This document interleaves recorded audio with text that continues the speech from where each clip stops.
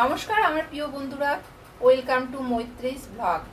আজকে আমি তোমাদের কাছে শেয়ার করব রসমালাই। এই রসমালাই ভাইফোঁটা উপলক্ষে বা কালী পূজা উপলক্ষে আমি তোমাদের কাছে শেয়ার করছি। আমরা কিন্তু দোকান থেকে রসমালাই কিনে খেয়ে থাকি, কিন্তু বাড়িতে কিভাবে অতি সহজে এই রসমালাই তৈরি করা যায় তোমরা রেসিপিটা দেখতে থাকো। রেসিপিটা ভালো লাগলে নিশ্চয়ই তোমরা একটা লাইক শেয়ার সাবস্ক্রাইব করতে ভুলবে না। যারা এখনো সাবস্ক্রাইব করেনি তাদেরকে আমি সাবস্ক্রাইব করতে অনুরোধ জানাচ্ছি, আর যারা করেছে তাদেরকে আমি অশেষ ধন্যবাদ জানাচ্ছি।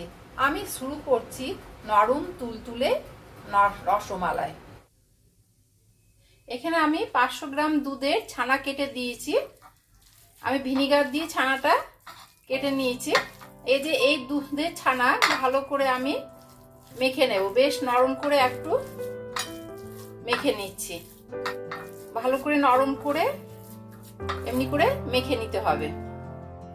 এখানে আমার ছানাটা ভালো করে মাখা হয়ে গেছে।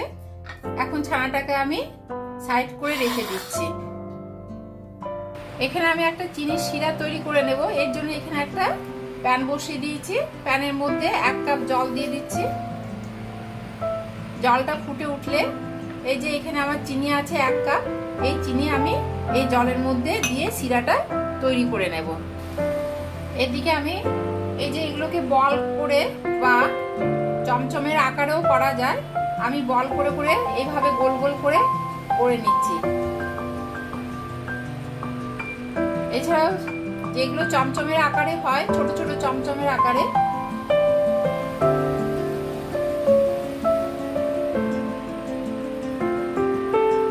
এমনি করে ছোট ছোট চমচমের আকারে লম্বা লম্বা করে করা যাবে।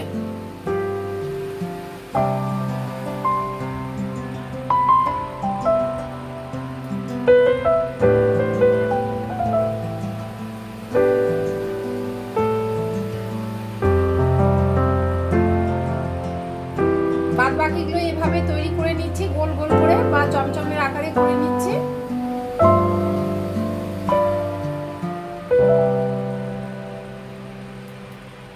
এদিকে আমার চিনির শিরা তৈরি হয়ে গেছে, নামিয়ে রাখবো এটা।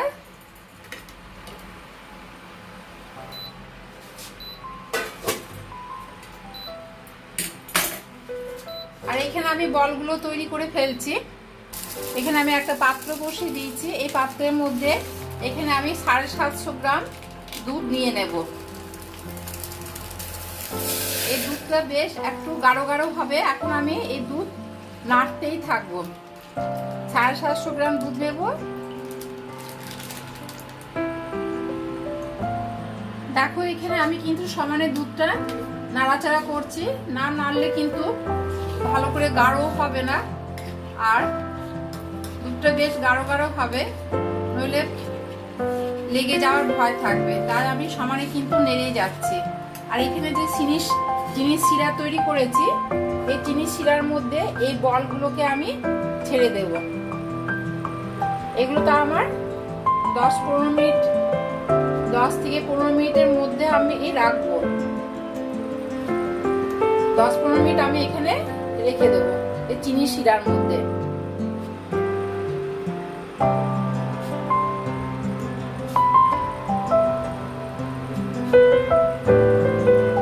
চিনির শিরার মধ্যে দিলে কি হবে, এর ভেতরে চিনির শিরাগুলো ঢুকে যাবে, মানে মিষ্টিটা হবে।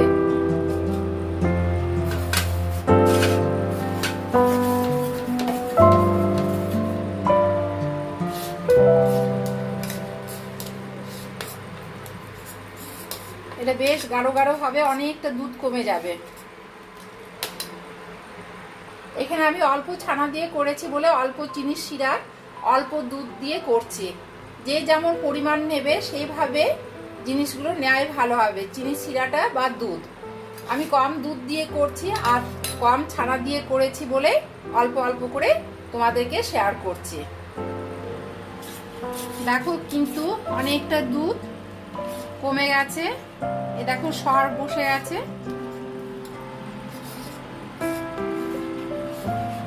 আরো কিন্তু কমবে এটা।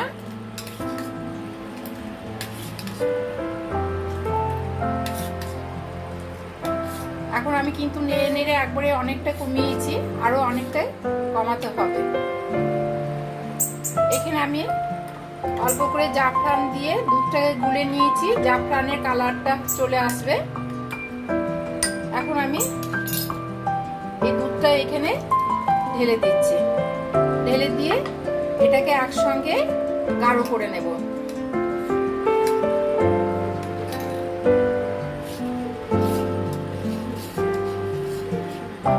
এই যে এখানে আমি চিনি নিয়ে নিয়েছি, মিষ্টিটা এখানে এর মধ্যে দিয়ে দেব।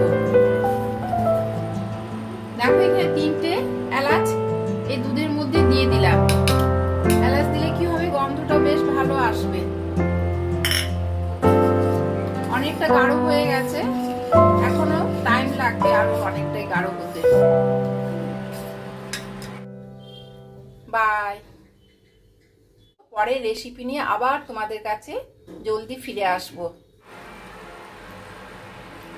দেখো এখানে দুধটা পুরো ঘন হয়ে গেছে, এখানে আমার কমপ্লিট হয়ে গেছে। এই যে এখানে আমি আলমন্ড আর কাজু রেখেছি, এর মধ্যে দিয়ে দেব।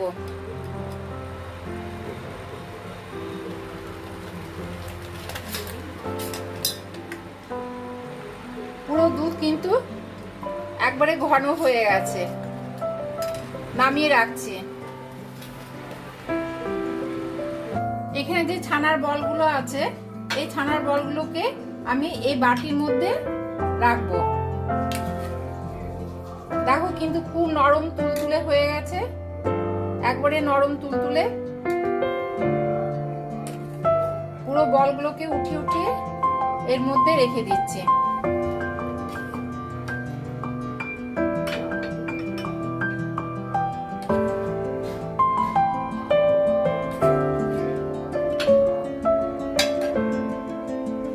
এরপরে এখানে যে এই দুধটা ঘন করেছিলাম, এই দুধটা এর মধ্যে ঢেলে দেব।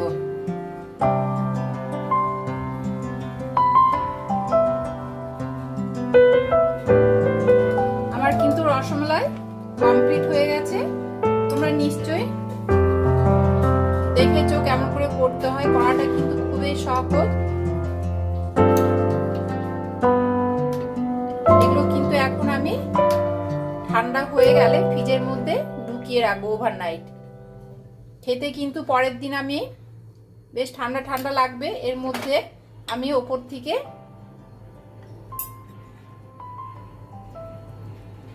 কাজু দিয়ে দিলাম, আলমন্ড দিয়ে দিলাম। এটা কিন্তু ভাইফোঁটার দিন করলে ভাইকেও দেওয়া যাবে, আর আমাদের দোকান থেকে মিষ্টি কেনা দরকার পড়বে না। তাই আমি তোমাদেরকে কালী পুজো উপলক্ষে বা ভাইফোঁটা উপলক্ষে তোমাদেরকে জিনিসটা শেয়ার করে দেখালাম। এখন আমি এটাকে ওভারনাইট ফ্রিজে ঢুকিয়ে রেখে দেব, বেশ ঠান্ডা ঠান্ডা খাওয়া যাবে। কেমন হয়েছে তোমরা নিশ্চয়ই দেখেছো। ভিডিওটা ভালো লাগলে নিশ্চয়ই তোমরা একটা লাইক শেয়ার সাবস্ক্রাইব করতে ভুলবে না। পাশে যে বেল আইকন আছে সেটা প্রেস করলে তোমরা আমার অন্যান্য রেসিপিগুলো দেখতে পেয়ে যাবে। এখনো যারা সাবস্ক্রাইব করেনি তাদেরকে আমি করতে অনুরোধ জানাচ্ছি, আর যারা করেছে তাদেরকে আমি ধন্যবাদ জানাচ্ছি। আজকে এই পর্যন্ত।